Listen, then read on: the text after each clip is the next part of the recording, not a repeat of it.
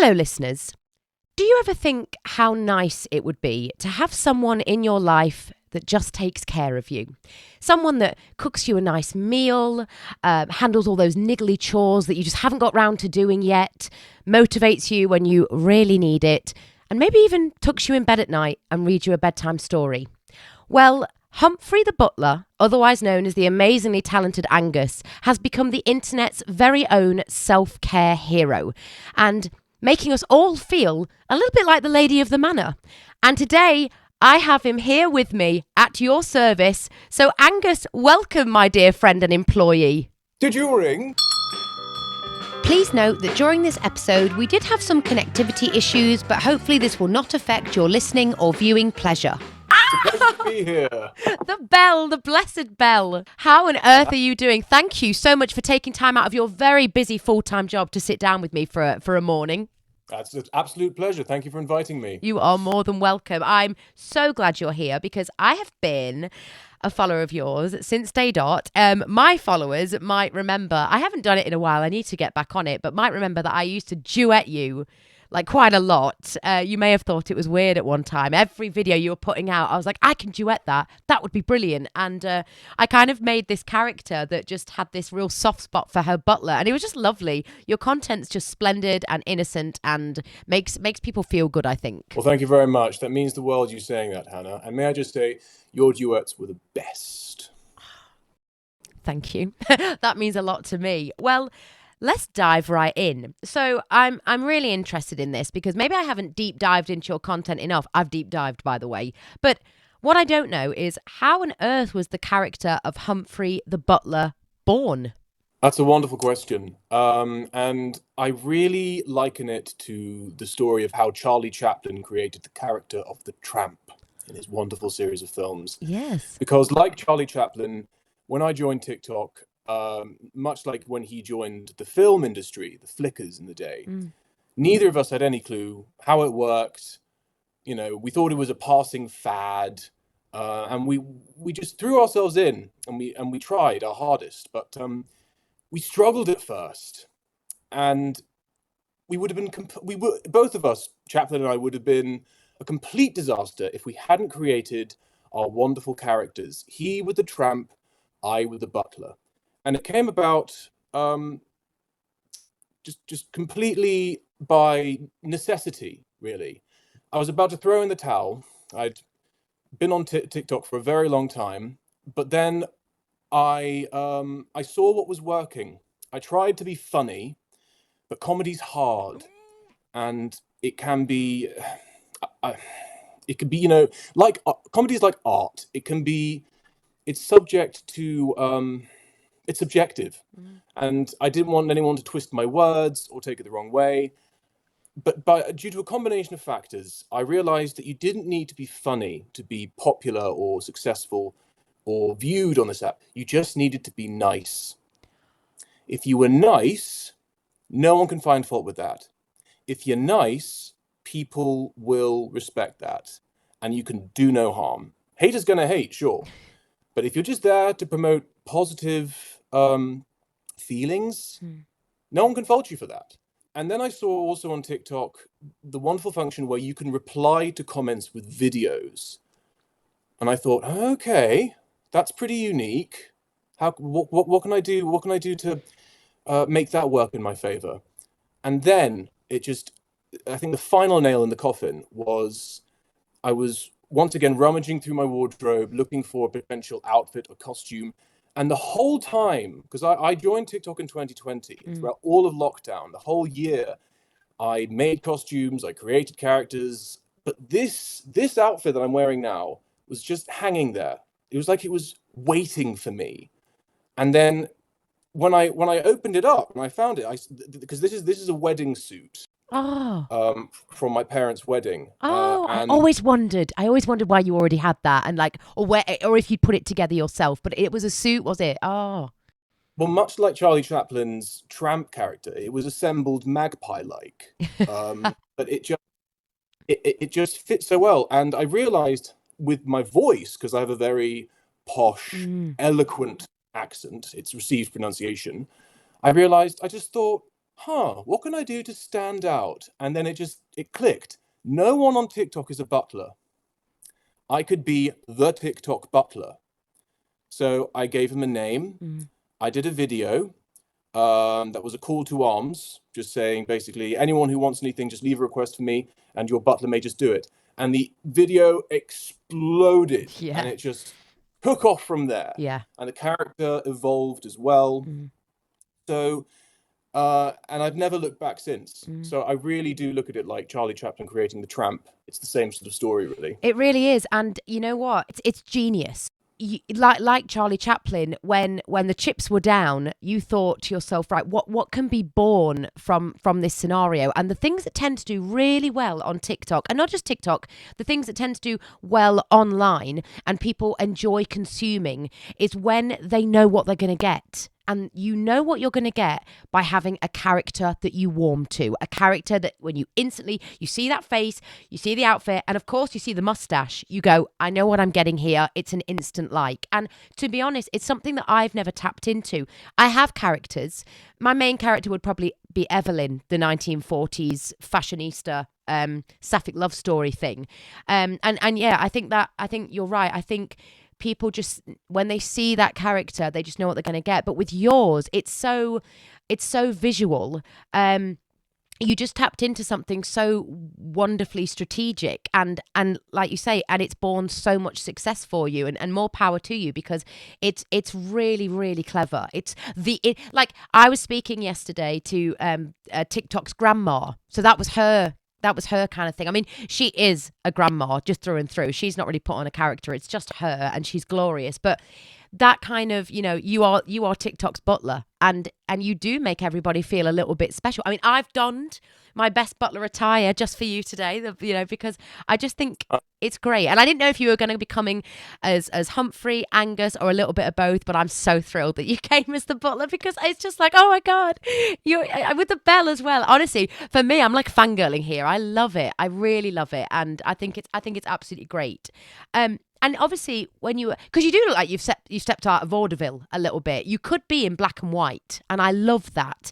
It's got that real vintage edge. It's something that people don't see much anymore, and I think that's another reason why it's so successful. But if Humphrey had a purpose, an overall purpose, what would Humphrey's purpose be for the world? Quite simply, he's a moment of joy. That's him in his simplest form. But if you really want to go into it, he's like a genie as well. You ring the bell, he appears, and he gives you what you want within reason, of course. Of course. He's sort of like a surrogate father figure as well. People have really adopted him as a father, which is so touching. But also, as the character evolved, his philosophy did as well, which I will no doubt get into as well, which is basically encouraging people to be butlers to themselves. Ah, I love that. That is self-care in its truest sense. Be butlers to other people, so look after people, make simple acts of kindness, and be butlers to yourselves. That's the message he's trying to convey. The art of serving. And serving being a love language to others and also to yourself. And is that why you chose butler, or was it a combination of you had the wedding suit, that was pretty good, you were getting the requests in and you thought, oh well, or was it that in its simplest form, that you wanted to serve and show others how to serve and take care of themselves, or maybe an amalgamation of all of that? But why a butler? Why not a butler? Basically, like I said earlier, I had to find my niche. I needed to find a gap in the market, find something that no one else was doing on TikTok, and do that. Because you may have come across one TikToker. He's very popular, called the TikTok Jesus, Scotty Wartooth. Yes. Yeah, I mean there are Jesus cosplayers and people who dress up as Jesus, but he is the definitive. Yes. But I'm sure there are one or two other butlers on TikTok, but I am the definite article. I am pretty much the go-to. And also, it was just like kismet. It was like meant to be. This was waiting for me in that wardrobe. I had the voice for being a butler. And at some point in all of our lives, every child has pretended to be a butler. It's sort of fulfilling that childhood wish, like whenever their parent was ill, or just the novelty of it. I think Yes. there's something quite wholesome and warm, just knowing that there is just someone there to look after you. You know, that is their function. It's just a wholesome job. And I think that's where his second name came from. Humphrey Wholesome, just wholesome content. That in answer to your question, yes, that is Humphrey's function. That what any butler's function is, just taking care of people. Absolutely. And encouraging people to do the same. Absolutely. And I think you're right. I think we need a good dollop of wholesome content in a world that is noisy and complicated and a little bit hard to navigate. And I mean, for me, I always find that butlers are often depicted as like the sidekick confidant of the hero. They care for their well-being, like you said, exactly, but they also keep them grounded, I think. And do you think in the modern world people need that go-to person? Absolutely. And why Absolutely. is that? Are we lonely? Well, when Jude Law, the author of the Grand Budapest Hotel, sees Zero Mustafa, who is very much the hero and the bellboy in his story, he first sees him in the Grand Budapest Hotel. And when he observes him, he says, like all of us, he was alone. But he was a man who appeared truly lonely. We're all living in the human condition. We all feel lonely. We all feel down. We all feel depressed. We all feel the weight of life. It's crushing at times. Oh yes. I've felt down, and I've wanted someone to be there for me, and just seeing the outpouring of gratitude people have for this character in the comments speaks volumes. Life can be tough, and it's just so helpful when we have people in our lives that pick us up and remind us of, you know, the good things in life, and get us out of our heads, and bring out the best in us, and remind us that life is truly a gift and is worth living. I mean, the only person that can get us out of that pit is ourselves. But by golly, having someone else there helps. They're the light at the end of the tunnel. They are what's waiting for you when you get out of that pit. And once you do get out of that pit, that is something to be immensely proud of. And then you just hold tight, hold fast to the people in your life that give it meaning, that make you happy, that are the light. We're all alone, but we're all alone together. That's excellent. I think that honestly, that's kind of, it made me a little bit emotional, because just the other day I was saying to my mum, like, I said, like, I've had a bit of a creative block recently and a bit of burnout. And I said, I just need a light at the end of the tunnel. And I didn't know what that was. I didn't know what that light was, but I just need something to get to, and then I can hang on. And I literally used the phrase "light at the end of the tunnel." So that's so strange that you brought that up. And I think you're right. I think people are getting trapped in their own heads. But don't forget, Hannah, there is light in you. There's light in you, and that will light the way for you. Oh, okay? Yeah. I don't need therapy. I just need to do a podcast with the best butler in town, clearly. Honestly, that means a lot. Well, I'm no therapist. But what's so wonderful about the character of Humphrey has really served me as well, because without this character, I probably wouldn't have looked into nearly as much of self-help, self-care, self-love,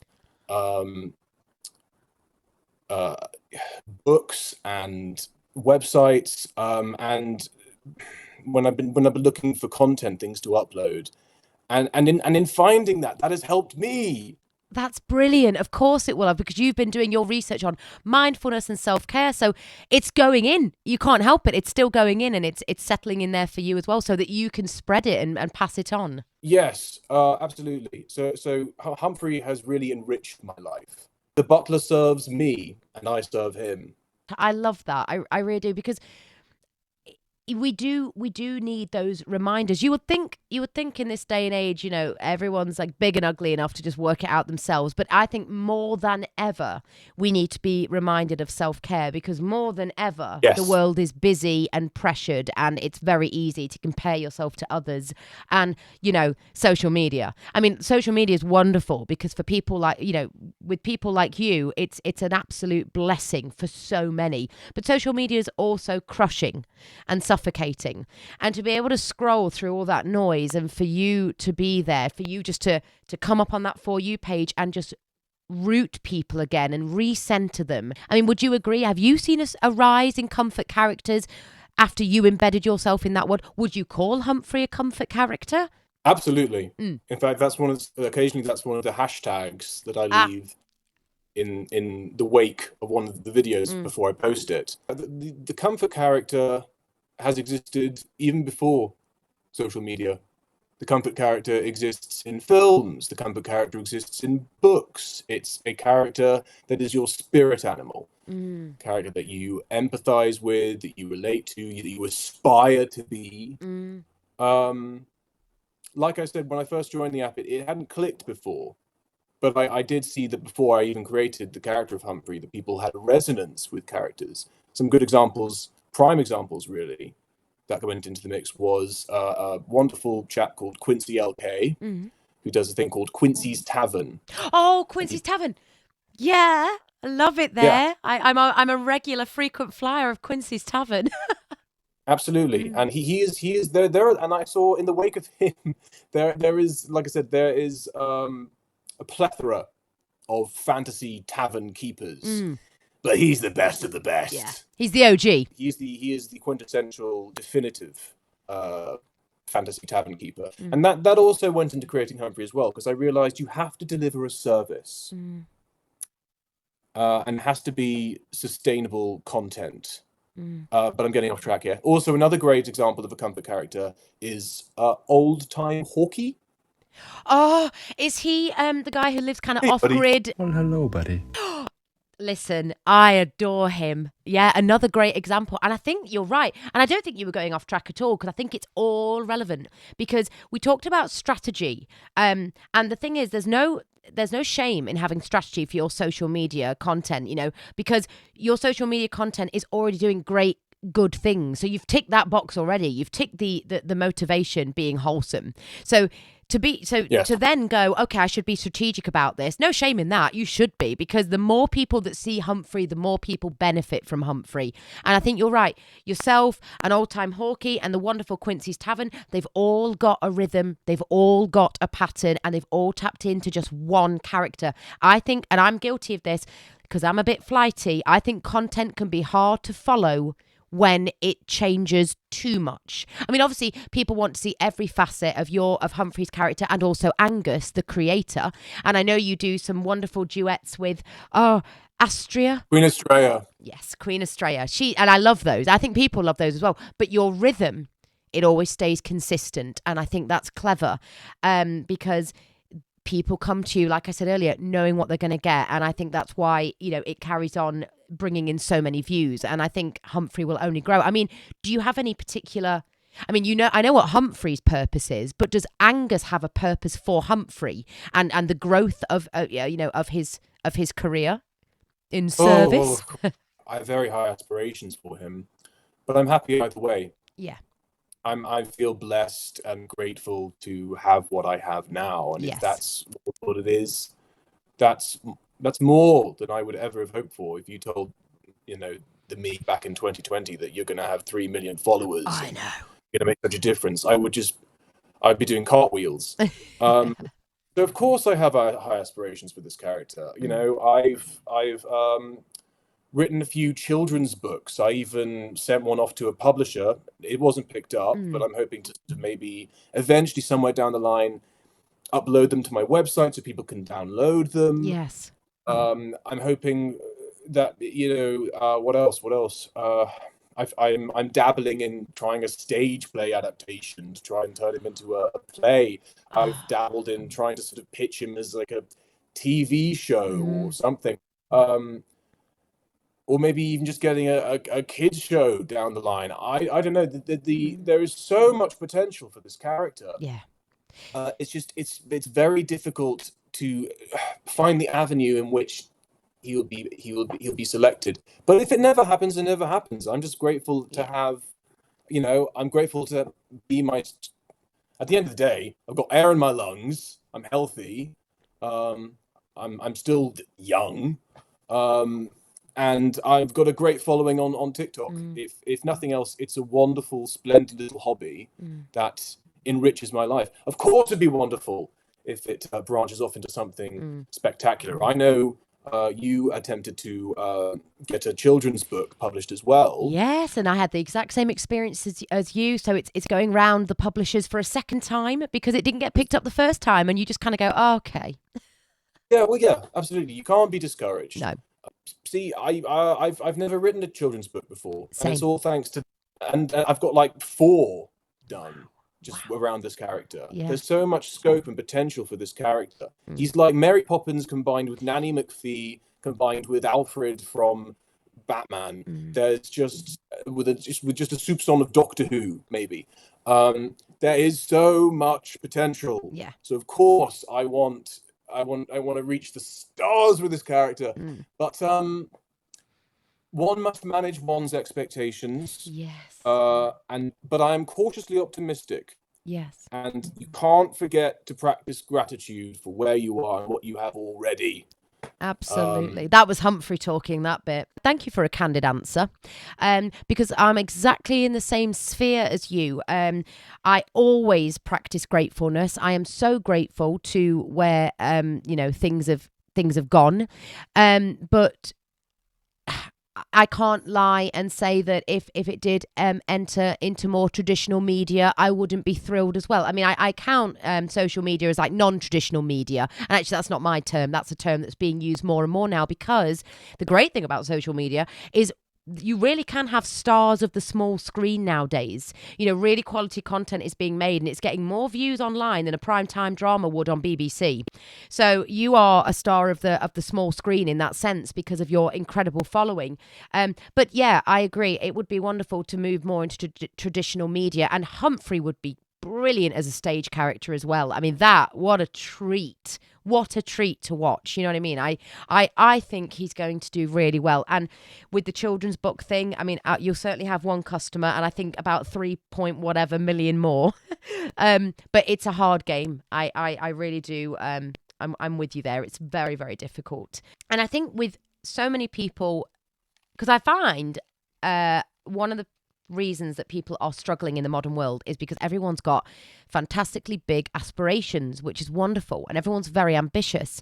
But because everything is accessible, literally everything at our fingertips, you can quickly find out how you're doing compared to somebody else on a similar journey to you, and that can kind of bog you down a little bit. And do you think in the modern world we're kind to ourselves? Well, everyone's different. Everyone's wired differently. It's a very easy trap to fall in, being too hard on yourself. Once you've done some serious introspection, you find it's actually very easy to walk out again, because we suffer more in our imaginations than we do in reality. That's a quote that really does resonate with me and stays with me. But at the end of the day, if you just, again, it's all about just practicing gratitude. That's what's so important. Take a moment and just marvel at the astronomical odds of you being here, breathing this air. That in of itself is an incredible achievement. I did a video recently that was a combination of 2 quotes that I live by, which is, can I tell you a story that you've probably never heard before? But everything that makes you you was once created in the heart of a dying star that exploded and died. And the carbons of the atoms of carbon in that star scattered across the far depths of space. And assembled so many different things like shoes and ships and sealing wax and cabbages and kings and more planets and more stars, and on this process went until eventually it came together to create you. All of us are stars. And I'm not just saying that, we are technically composed of stardust. And when you think about that, and you add that to the chances of your parents meeting, and their parents meeting, and their parents, and their parents, and their parents, and life even just existing in the first place, that we are thermodynamic miracles. We are walking thermodynamic miracles. It's like watching oxygen spontaneously transmutate into gold. When you think about that, just living, you're already winning at life by just being here. So no matter what happens in life, there's always something. Just take a moment to just sit and marvel in your own existence. Have you ever done that? Have you ever just sat there and thought, wow, I am so lucky to be here. I'm so lucky to... What are the odds of my being here? So, and once you realize that, when you really, really, really come to terms with just how lucky you are to be alive, then, you know, the losses and gains in life, it'll at least you're alive to experience them, you know? And once you've worked that out, when you've shifted that mindset and you've changed your perspective, the world is yours. You can't bog yourself down in what you don't have and what you wish you had, because you need to take stock of what you actually have, and that outweighs everything, every single time. It does indeed. It does indeed. And I have to say, you don't have the time. We don't have the time, Hannah. We don't have the time to worry about what we don't have, because before you know it, what we have is gone. There's you know that saying, it is what it is. It is what it is until it isn't. Wow. That is very true. Life is fleeting and life is fragile. I mean, just squeeze every drop of juice out of it. Yes, live ferociously. Burn with life. Well, if we're stars, stars burn, and you can. I'm doing it. I'm trying to be philosophical. I'll never do it as great as you, but I love that idea of us being stars, being made up of a star, because that idea of that inner light burning brightly. The most beautiful thing that I've ever seen is when I saw a star burning, like a shooting star. And I think that's as people, we can do that for ourselves. And listening to you, I was like, good Lord, this you're such a wonderful person. And I think I'm going to have to take a moment to, I'm not going to just use this podcast to talk about modern versus vintage. I want to take it as an opportunity to connect with amazing creators. And on behalf of myself and 3 million people, I would just like to say thank you for all your hard work and the tirelessness in which you produce content, because I hope you get told enough what an incredible job you're doing. I mean, I know you've made gratitude an art form. You really have. You've made self-care an art form, but it's always you that's doing the serving. And I think if everybody could, they would want to just say thank you so much for everything that you've done, because you're the best butler there is, and you're just such a wonderful person. And he's a great character. What you just said, telling that story, that's the good bit of life. That's the stuff right there. That's what kids need to hear. That's what young people need to hear. Thank you very much. You are welcome. Okay, let's do some fun questions. We've done a big philosophical talk. So, if you could work as a butler in a stately home, would you? And if so, why? And if not, why not? I've considered it. Have you really? Yeah. I watched Downton Abbey. I love that kind of aesthetic. I love that kind of surrounding. However, that's very much of the period, and I think butlers today, it's a slightly different environment. If you're lucky that you get to work in a wonderful house like that. And I have considered actually being a butler in real life. Seriously considered it. So I wouldn't completely dismiss the notion. No. Because I like the structure the job seems to have. I think it pays very, very well. There's a nice routine to it all. As well as that, you're encouraged to take care of your appearance and take pride in your appearance. It sounds like a really quite a lovely existence. It'd be hard. I'm not questioning that. It'd be tough. But there is something quite romantic about the idea, even with the sort of more unattractive side to the job, like I don't know, cleaning the privies or emptying the coal scuttle or something like that. But even then, don't think I haven't considered it. Wow.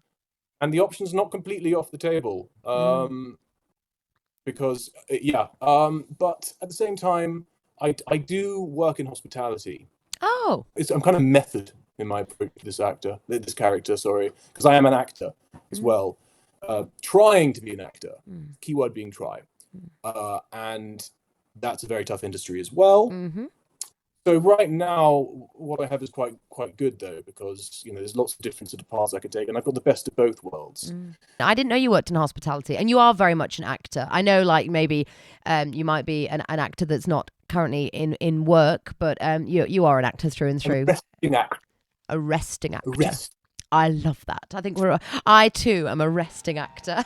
Okay, let's take a little break while I introduce you to my first official ad. So if you've been listening to my podcast since the beginning, then you'll know that we've had a great mix of men and women talking about the challenges of living in the modern world. And as we're talking to the wonderful quintessential gentleman today that is Humphrey, I want to send a message to all the men out there and tell them about another podcast that they might enjoy. The Art of Manliness podcast is a podcast that aims to help men become better. Through in-depth interviews with authors and thinkers, Brett McKay finds insight on how men can better understand their culture, their lives, and themselves, and recapture the ancient and classical ideal of manliness. And no, this isn't about a cartoonish hypermasculinity, but about developing a quiet confidence that comes from moving from boyhood into mature masculinity, covering everything from history, social skills, parenting, self-defense, and pop culture. If you'd like to find a brotherhood to help you make sense of being a man in the 21st century, then head on over and give it a listen. And so, like, you mentioned it a little bit. So does a stately home / period style, does it appeal to you? Does it appeal to Angus? Or in the everyday, do you dress a bit more modern? And what is your aesthetic? And taking Humphrey out of it for a moment, because I'd say he's pretty vintage. Like I say, he could be in black and white and nobody would batter an eyelid. What about Angus? Is that just all Humphrey's thing? Or are you a little bit vintage? Or what's your vibe? I wish I had Humphrey's courage when it comes to what he wears in public, because and his bank account, because unfortunately all that sort of vintage living is quite expensive. If I stressed around in vintage wear, people would sort of connect the dots, and I might get recognized. And I enjoy the anonymity that comes with being a social media influencer. Unlike a celebrity that's constantly hounded by the paparazzi and has no sort of semblance of peace. What we have as social media influencers and celebrities is that we have the best of both worlds. We can blend in. I certainly can. But, I do love that aesthetic. I do love that vintage aesthetic. And some of my fondest memories are visiting National Trust mansions and homes and properties. And there's just something so wonderful about that. But it's just nice to dip your toe into every now and then. That way I have the best of both worlds. Perhaps, but you know what? There's more. Humphrey is sort of definitely leaking into my actual life as it is. So it might, he might affect my style a little bit down the line. Who knows? Absolutely. But for now, in answer to your question, basically, it's basically like Superman and Clark Kent. I enjoy the anonymity that my identity gives me. That's a great analogy, Superman and Clark Kent. I love that. And have you ever been recognised when you've been in your civvies? Has anyone ever gone, and thought maybe, or have you ever been recognised? Has that happened yet? There has only been one person that I can think of, just a random person that has recognised me outside of the costume, with zero hints, no clues, nothing. And mind you, I was I work in hospitality, and I was serving a tray of drinks to some people. And then this one guy who was on his phone just sort of tapped me on the shoulder and said, "Are you the TikTok butler?" And I was blown away. I said, "Well done, sir." He worked it out. But there's a really funny story, actually, because I'm actually a little bit scared about being recognized, because you don't know who you're going to meet on the street. You don't know. Like I said, I like the anonymity this gives me.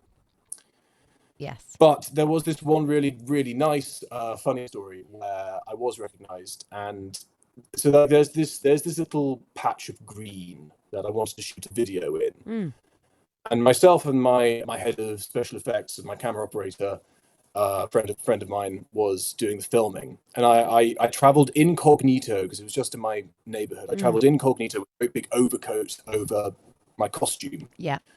And when we arrived at the place, we thought we'd have it to ourselves, but there were these two teenagers with their dog just mindlessly scrolling. Why have I got balloons? What the hell was that? I've no idea. Anyway, that was magical. Let's just take a moment to just let that sink in. Let's just bask in that. Can we just bask? It's like that lecturer that accidentally did an entire lecture as a potato. Like, where did those balloons come? Or a cat. I'm not a cat. I promise I'm not a cat. I didn't even know this had that feature. I didn't even know this could do that. What did I do? I want to do it again. How I did I do that? know. What did you do? You must have achieved something. Anyway, Yeah. So there they were, mindlessly scrolling on social media, and then we sort of thought, do we want to do this filming in front of them? So we're here now. We've been waiting for ages. We're probably not going to get another opportunity. So my camera operator just asked, "We're just going to do some filming. Is that okay?" And they said, "Yeah." So I shed the overcoat, revealed myself to the world, and I donned my bowler hat. And as we were filming, I had my back to these girls, but my camera operator could see exactly what was going on. And as soon as I shed the coat, suddenly they sort of get out their phones. They're sort of going, and then I turned around, and we were going to do some filming behind them, and then they very nervously and tentatively said, "Excuse me, are you Humphrey the Butler? Are you the TikTok butler?" And I just, What the hell? I'm No standing way. there like full costume. I said, "I can't deny it.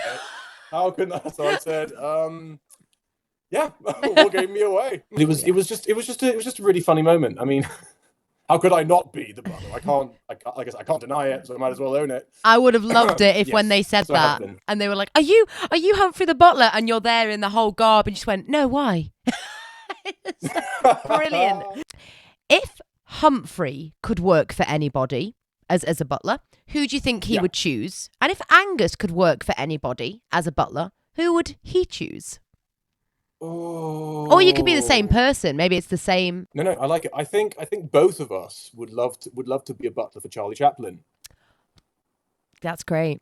Yeah, that's a great answer. Yeah, I mean, I know I've talked about him a lot, but right now, I feel such a kinship with him, and I've taken such an interest in his life, and I admire him so much. He was born in abject poverty with the worst hand that life could ever deal anyone, and it's such an inspiring story of pulling yourself up by your own bootstraps, overcoming those odds. Just just the joy that he's brought to the world, and just the laughter. I mean, that's and also he was a genius of his craft. He was a genius because he did so much more than just make people laugh. He made them think. He understood what it meant to be human, and he captured that so well. He was ahead of his time when it came to sort of his craft, and what he gave to the world in the character of the tramp was just a gift in of itself, because the character of the tramp he's mute. He can't speak. He can be translated into any language. He's a nobody, but he belongs to everybody. And just if I was working for that guy, because actually, funnily enough, I'm reading Charlie Chaplin's autobiography at the moment. Oh. Actually, literally last night, I'm reaching a chapter where he's talking about how he gets his valet, and I thought, that's spooky. I'm definitely going to mention that. And I know a Wow. valet is different to a butler, but I was thinking, oh, that lucky valet. And I was just thinking, I would love to work for him. And I just think it's just so, what a crazy coincidence that just the moment I was thinking, because I looked over these questions before the interview, so I wasn't stumped. And I thought, wow, yeah, I would love to be his butler, because having an insight of what the man is behind the camera, what he's like, and and also it'd be my way of thanking him for what he's given to the world. Yeah. And what he's done for me as well, because his story has truly inspired me, and I'm just grateful for this man, this funny little man, on so many different levels. Because before I looked into his life, everyone knows Charlie Chaplin. You see his silhouette, you see the ensemble of the costume, you instantly know who it is. So I actually thought, but who is he really? Who is the man behind that? And the more I found out about him, the more I was inspired. So yeah, I would definitely, me myself, and I think Humphrey as well, would love to work for both Charlie Chaplin and the Tramp. I think you are born knowing who Charlie Chaplin is. I was talking to a Marilyn Monroe impersonator on this podcast on Sunday, and she mentioned. Did we mention? I know. Did we mention Chaplin? I don't think we mentioned Chaplin, but she did say sometimes you're just born knowing who certain people are, or you feel like you're born knowing who they are. Of course, you're not really, but you feel like you are because they're so ingrained into culture. Marilyn being one, Chaplin being the other. Did your love for Chaplin come pre your character? Then did you always find him fascinating, or did you deep dive into Chaplin more when Humphrey was born? It was after. It was after. Oh, wow. Brilliant. It was actually my dad that suggested, well, have a look at what Charlie Chaplin's doing. And I saw this one, I think what sort of ignited my just love of the character and just him as a performer was when I saw this one scene from this film, The Circus, in which he's trapped in a cage with a lion. And I was just howling with laughter. And it's so sweet. It's such a wonderful, wholesome experience. And I thought, yeah, I've never actually sit down to watch any of these properly. I couldn't get enough. I couldn't get enough. Probably because, like I said at the beginning, there's a sort of synergy with both characters that we both sort of created during a very tough period of history. He during he's during the Great Depression, and I during COVID. So many wonderful and tragic things were born during COVID. It's the weirdest duality I think we'll ever experience, because a lot of people that I'm talking to, they say that this, whatever this is, whatever content they're doing, this all started during that pandemic. Because of my partner, he adores Laurel and Hardy and has always adored them. Yay. So I've been introduced to Laurel and Hardy, and I'm loving that whole, and I of course saw the brilliant film with Steve Coogan in it. My goodness me. Dan and Ollie. Oh, I sobbed like a baby. I thought it was beautifully done. And my partner will often talk about other black and white films that we could enjoy together, because we love, again, that comforting thing, that weird sense of nostalgia. It's actually called anemoia, when you are nostalgic for a period of time you've never actually experienced. So there isn't a word for it now. It's called anemoia. And I kind of feel like that with black and white films. I mean, my comedic go-to is much younger than Chaplin and Laurel and Hardy. Mine was Norman Wisdom. I adore Norman Wisdom. My grandpa introduced me to Norman Wisdom, and he was very physical, and he was great. But I think those black and white movies are timeless. They do weirdly make you feel comforted. Maybe that's just us, but I just kind of find that a lot of people find black and white films weirdly comforting. For me, it's mainly because of my grandpa. It kind of takes me back to that time when I was watching them with him.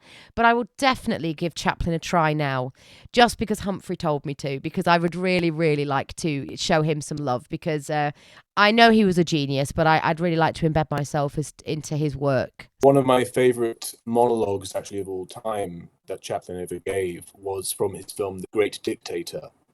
I almost did a lip sync to it, but I'm tempted to just learn it and just do it for a TikTok one day. And the beginning is, I'm sorry, But I don't want to be an emperor. That's not my business. I don't want to rule or conquer anyone. I should like to help everyone if possible. Human beings are like that. We all want to help one another. Human beings are like that. Jew, Gentile, black man, white. We want to live by each other's happiness, not by each other's misery. And it just goes on and on. One of the greatest monologues of ever time, just when he talks about soldiers, don't give yourselves to brutes. Men who die to drill you, treat you like cannon fodder. Machine men with machine minds and machine hearts. You are not machines. You are not cattle. You are men. You have the love of humanity in your hearts. Oh my gosh. I can hear it. That was so like it. That was so like it just then. Like, listening to that in my headphones, I was like, I can hear that speech now. Those words. Yeah. How can you not choke up? Absolutely. And you know what? You know what's heartbreaking is about that speech is that it's so relevant still. Yes, and I think that's another reason why we love Charlie Chaplin, because when you could say he's a man out of time and a product of his time, but he is truly timeless. Oh my God! Yeah, just go ahead and write a book. God's sake, Angus, just get it done. Really. So, speaking of inspirations. Yes. Let's talk about, and I know this a little bit because it's in your content, but just in case anybody's missed it, who are some of your favourite on-screen butlers or butlers from novels or, you know? Geoffrey Butler from The Fresh Prince of Bel-Air. Oh, what a stellar first answer. What a stellar first answer. I completely forgot about him. He's a great one. Okay, sorry, go on. Yeah, I love him because I remember growing up watching The Fresh Prince of Bel-Air. Mm-hmm. And I just loved every scene that Geoffrey was in. But he wasn't the conventional butler. He was the first butler I ever saw that could cut loose. Yeah. You know? And he was, and you know, for me, I think, of course, everyone knows of Alfred Pennyworth from Batman. Of course. But Geoffrey, I think, was my first butler for me. Mm. Yeah. And then also, I hold a soft spot in my heart for him because I had the excellent good fortune of seeing the man who played Geoffrey live at the Globe Theatre in London. He played King Lear. Wow. And he was splendid. Who's the next one? Sebastian Michaelis from the anime Black Butler. Mm. I was introduced to this series by my fans. Mm. I would never have checked it out otherwise. And I'm glad that I have, because it's influenced my work in the best possible way. Mm. And I think it's actually helped with my popularity, because there's a lot of anime fans out there. Oh, yes. And, it's a very big fan base. So I sort of borrowed a few elements of that and gave it to my channel. Very strange series, very odd. Okay. But it has its moments. It's mainly the food presentation. There's something very seductive, but also what's also very exciting. Yeah. Yeah. And I know you're going to get to that in a moment, so but we'll just park that aside. Okay. Yeah. Go. People go gaga when I do that. They do. They do. And that came from the anime, so it's a little nod, sort of reference to it. But also, what was very exciting was I became something of a fan of the series thanks to my fans. And then something very exciting happened on TikTok, because the voice actor for the titular character, J. Michael Tatum, I think his name is, he's on TikTok. I followed him. I saw that he followed me back. I got on a conversation with him, and just that, I think for now we toyed with the idea of doing a collab, but we couldn't make anything work because he had to do something with the voice of Sebastian, but due to like a contract clause, he couldn't. So we couldn't really do anything. So. And he's a busy man. He's a huge voice actor. He's doing all sorts of things. He's hardly on TikTok. So maybe he will deign to stitch or duet or comment on one of the videos that I've sent to him. But you know what? I'm just grateful that he even followed me back and he talked to me. It's that wonderful feeling of starstruck. Oh yes, this. A lot of people will be surprised by this, but I think I'm a massive fan of Frasier. It's one of my favorite sitcoms ever in the history of forever. And I also love Titanic. And when I found out that Victor Garber, who played Thomas Andrews in Titanic, had an episode where he plays a butler for Frasier. He played a character called Ferguson in Frasier, and he only had one episode. He was just like a guest star that played this character. But the character of Ferguson left such an impression on me, and I would say he's very much the template of Humphrey. Out of all of these butlers, he is the definitive template. Wow. He's only there for an episode, but he does wonders for Frasier's life. He improves his life. He improves his social life. He improves his quality of life, and it's such a wonderful gift of an episode for a wonderful actor like Victor Garber. It's not an obvious answer. It isn't. But Ferguson surprises a lot. So we touched a little bit on it, and you tried to push it aside, but I won't let you. So Okay. I've noticed that you've become a somewhat heartthrob of the domestic house serving world industry. Is that strange for you? Did you envisage that happening, that you'd become a bit because I've read the comments. Okay, everyone needs to calm down. But I've read the comments about Humphrey. Did you ever envisage that would be part of Humphrey's journey? No, next question. It's been a nice bonus. I think it's definitely helped his popularity. But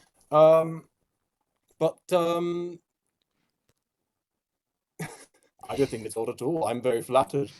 Absolutely. So you should be. And yes. Okay, I understand. Listen, that one was just for the fans. I couldn't have not said something.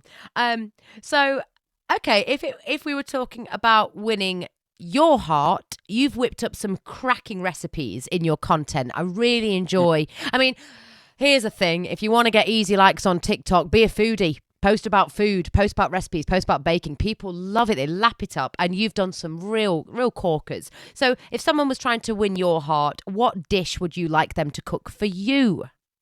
Well, I enjoy food in general. I am not picky. I'm a big eater. I love my food. I do. But I think my favorite dish that just wins me over every single time is a great big steaming plate of crab linguine. Oh, I've never had it. What is it? Oh, well, it's linguine with crab. What's linguine? Is it a pasta dish? Yeah, it's like spaghetti, thinner. Oh, it sounds it does sounds like something I'd really enjoy. Crab linguine, everybody. If hopefully you won't get loads of off crab linguine posted to you now. That would be absolutely terrible. Your house would stink of the sea. So let's hope that doesn't happen. No. There's no danger of that. I have a PO box, so only your PO box would stink of the sea. So that's fine. Okay. And the last thing I wanted to touch on, because another thing I love in your content, you do it sometimes as a normal video, you often do it as a live. I love the lives. I think they're great, and you do them at just the right time as well, when everybody's trying to wind down from a very busy modern world. And you read bedtime stories, and I love that you read bedtime stories and all kinds of stories, not just bedtime stories. And I know you've read Alice in Wonderland and Through the Looking Glass. They are two of they were my favorite children's books. And yet to read Through the Looking Glass. Oh, you've yet to do. It's really good. Suggestion. That's a tough one. It's a choice between either The Hobbit or The Wind in the Willows. Oh. The Hobbit is one of those stories that you can just read cover to cover again and again, and just never get tired of it. Never. And the Wind in the Willows is just so charming. It just makes you want to just hang spring cleaning and just live in the country.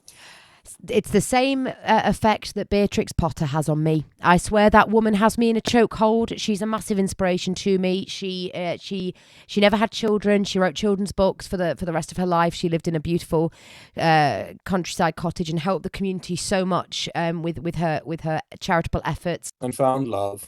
And the only other thing I wanted to just touch upon, because this is there's no right answer to this. You can say both, you can say neither. There's no right answer. Just a little bonus question. This series that I'm doing is exploring the vintage versus modern lifestyle. If we're talking about self-care, positive mental health, is there a lifestyle that is better for people's soul, or is it a blend of both, or is it just neither? Well, I'm not in a position to tell people how to live their lives, because everyone's wired different. Just do you basically. But there is something to be said about the whole aesthetic of sort of old-timey vintage vibes. Maybe you don't incorporate everything of that time period, but like anything in life, you focus on what is good, and you hold fast to that, and you promote that, because like I said earlier, those are sort of values and that are truly timeless. I saw this video the other day, which I really enjoy, or post, which was how the evolution of the street lamp. And when you look at what they used to look like, the sort of wonderful leafy sort of iron work that went into that, and it just became simplified into the modern day lamppost that is just so basic.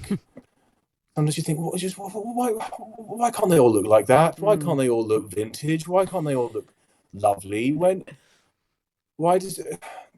But that doesn't stop. But that doesn't stop you from just seeing the beauty in the world as it is.